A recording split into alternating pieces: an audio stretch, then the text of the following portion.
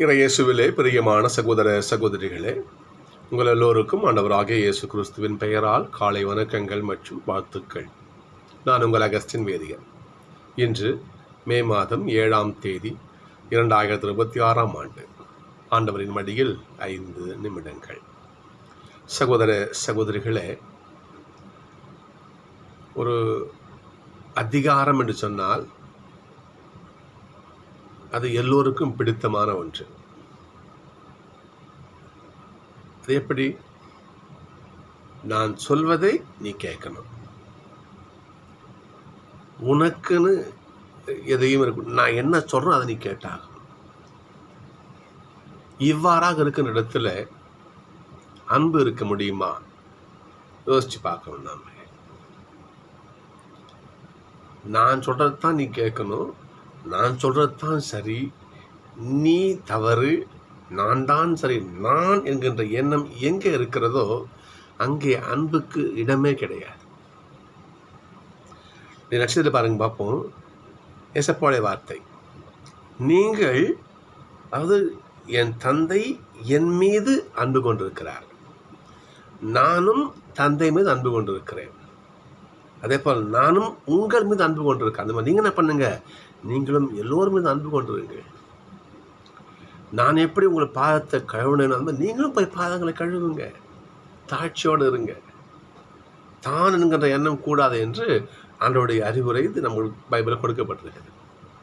ஆனால் தொடக்க திரு அவையிலே முதல்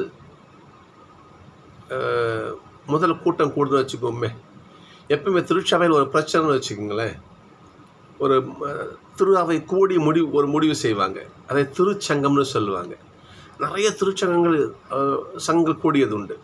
திருச்சபைக்கு எதிரான ஒரு சவாலான விஷயம் வருகின்ற பொழுது, ஒரு தப்பான கொள்கைகள் வருகின்ற பொழுது, ஒரு முக்கிய முடிவு எடுக்கணும்னு நினைக்கின்ற பொழுது திருத்தந்த தலைமையில் உலக திருச்சபை ஒன்று கூடுவாங்க.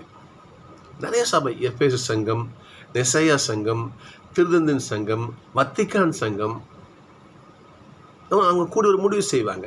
அப்படிப்பட்ட ஒரு சங்கம் தான் என்ன பண்ணுது, எருசலேமிலே முதல் திருச்சங்கம் கூடுகிறது. என்ன பிரச்சனை? யார் கிறிஸ்துவை ஏற்றுக்கொள்கிறார்களோ, கிறிஸ்துவத்துக்கு வருகிறார்களோ, அவர்கள் விருத்த சேதனம் செய்ய வேண்டுமென அந்த சடங்கினை அவர்கள் மேலே ஒரு ஒரு ஒரு மேல்தட்டு வர்க்கம், பரிசேய வர்க்கம் என்ன பண்ணுது, திணிக்குது. ஏசப்பா ஏற்றுக்கிற வா, ஆனால் விருத்த சேதனம் செஞ்சுதான் ஆகணும் என்று என்ன பண்ண அவரை கட்டாயப்படுத்துகிறார்கள். தூய பவுலும் பர்னபாவும் எதிர்த்து நிற்கிறாங்க. இது என்ன முட்டாள்தனமான ஒரு விஷயம்.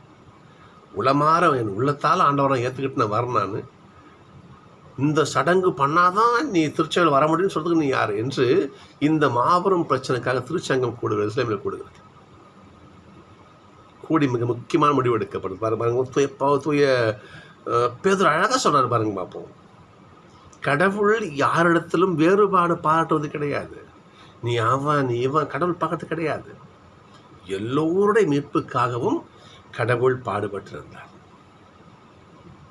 கடவுள் உனக்கும் ஒன்று தான், எனக்கும் ஒன்று தான்.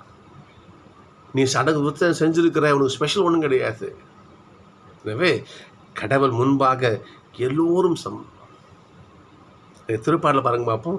கடவுள் தன்னுடைய ஆசிரியரை பிறனத்தார் மேலும் பொழுந்திருக்கிறார். வேற்று தடை கூறுங்கள், ஆண்டவர் உங்களை மாற்றி செய்கிறார் சொல்லுங்க. திருப்பாடல பாருங்க பார்ப்போம் இன்னைக்கு. அப்போ கடவுள் எல்லோருக்கும் பொதுவானவர். ஆனால் ஒரு சிலர் பண்ணுறாங்க, தான் மேலே. இந்த அதிகார போக்கை இன்றைய வாசகங்கள் கண்டிக்கின்றன. நம்ம மற்ற வேலை செய்ய வச்சிங்களேன், நமக்கு அந்த ஒரு சுப்ரியாட்டி எண்ணம் இருக்கும். நான் தான் என்கிற எண்ணம், நான் சொல்கிறது தான் கேட்கணும், அப்போ தான் நீ இப்படி அப்படி கிடையாது. எங்கே அன்பு இருக்கிறதோ அங்கே ஆணவத்துக்கு இடம் கிடையாது. எஸ்வ பாருங்க பார்ப்போம். கடவுள் தன்மையில் விளங்கிய அவர் சாவை ஏற்கும் அளவுக்கு அடிமையாக பிறந்த சிலுவையிலே மரித்தார்.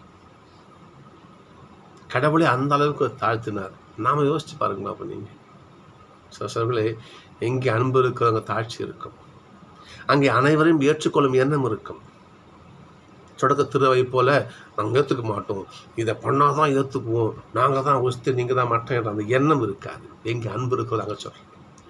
இந்த சகோதரர்களே, அன்பு கொண்ட பிள்ளைகளாக வாழ்ந்தால் அந்த அதிகாரத்தோணி இருக்காது, நானுங்கிற கர்வம் இருக்காது, ஆணவம் இருக்காது, இல்லை யாரையும் மட்டமாக நினைக்கும் எண்ணம் இருக்காது.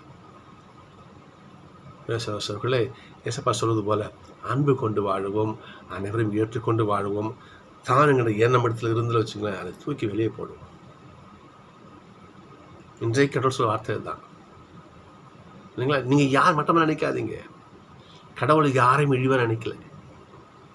ஏசப்பாடைய கட்டளை தான், உலகம் எங்கும் சென்று படைப்புக்கெல்லாம் வார்த்தை சொல்லுங்க.